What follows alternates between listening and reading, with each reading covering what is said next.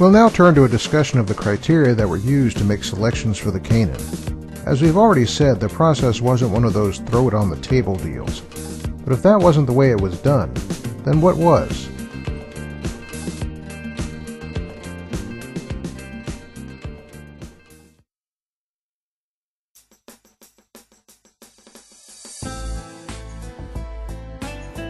Our first point may be a bit of a surprise.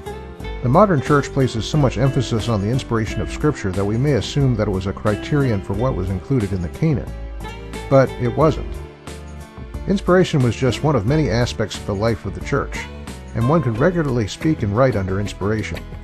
As the biblical scholar Lee MacDonald puts it,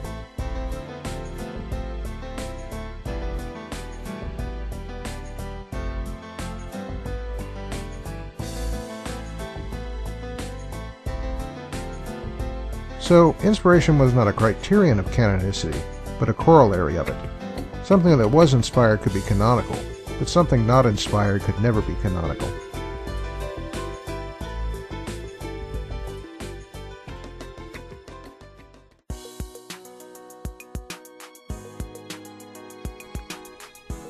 One criterion that was effective in the selection of the Canon was the rule of faith. This rule states that nothing will be accepted which is at variance with accepted scriptures or that teaches false doctrine. To be accepted into the Canon, the book must conform with the community's rule of faith. Under the same rubric, usage in the church appears to have been used as a way to establish historical precedent, and in turn, truth and relevance. As MacDonald puts it,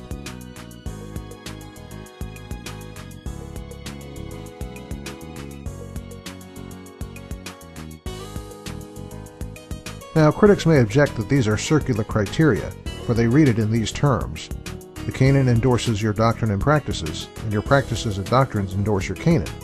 But that's not quite what's being done here. Rather, historic practice was being used as evidence to decide what was true and relevant. And as a parallel to our example of the American Canon, it would be like looking back to see in what way the Declaration of Independence was used by Americans and how much authority was given.